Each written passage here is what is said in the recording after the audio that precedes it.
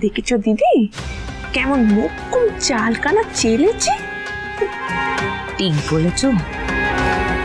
এই যে দেখো না, রাজরানী সবাইকে দাপটে থামাতে পারে, কিন্তু নিজের মেয়েকে কি দাপটে থামাতে পারবে?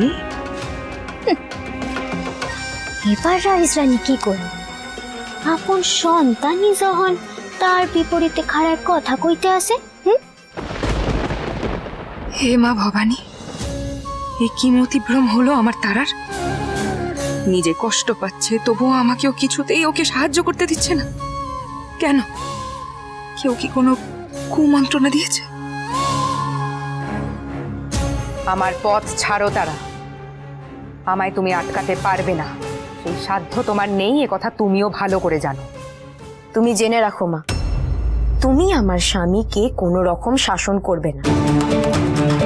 তোমার যা বলার আমায় বল, আমি শুনছি।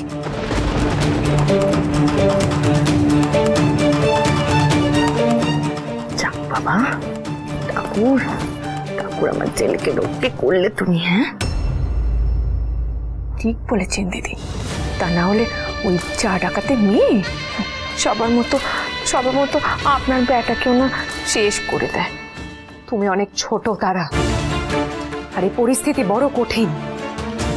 যা বোঝো না সে বিষয়ে যদি গুরুজনদের সাহায্য না নাও, দিনের শেষে কিন্তু কষ্ট তোমাকেই পেতে হবে। আমার কথা শোনো, আমার পথ ছাড়ো, আমায় যেতে দাও। কেন মা? সব বিষয়ে যদি তুমিই কথা বলবে তাহলে আমার বিয়ে দিয়েছিলে কেন? যখন তোমার বিয়ে হয়েছিল, এই নাটোরে যখন তুমি এসেছিলে ছাতিনা থেকে, তারপর তো তুমি বিপদে পড়েছিলে। সেই সময় কি তার সমাধান নিজে করতে, নাকি ছাতিনা থেকে বাপের বাড়ির লোকেদের টেনে আনতে? তারা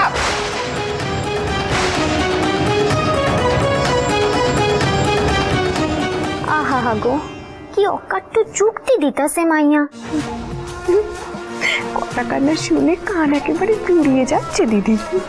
আহা, তারা একটু বোঝার চেষ্টা কর, এই জিনিস তুই একা সামলাতে পারবি না, এতে বিপরীত হলে তোর সমস্যা বাড়বে মা। সে তো তোমাদের আমার বিয়ে দেওয়ার আগে ভাবা উচিত ছিল খুড়িমা, এখন ভেবে কি হবে?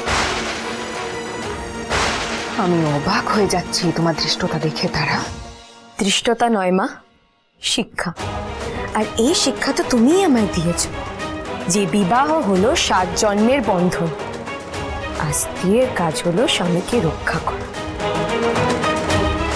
শিখিয়েছি, কিন্তু এটাও বোঝার তোমার বোধ নেই যে রক্ষা করা আর অন্যায় করলে সেই অন্যায়কে চাপা দেওয়া দুটি এক জিনিস নয়। যাই হয়ে যাক না কেন, তেনার মন আমি ঠিক জয় করে নেব। তোমাকে আমার সংসারে কথায় কথায় নাক গলাতে হবে না। তারা অনেক হয়েছে। রাজরাজেশ্বরী রানী ভবানী, সোম থেকে রবি প্রতিদিন বিকেল 5টায় স্টার জলসায়।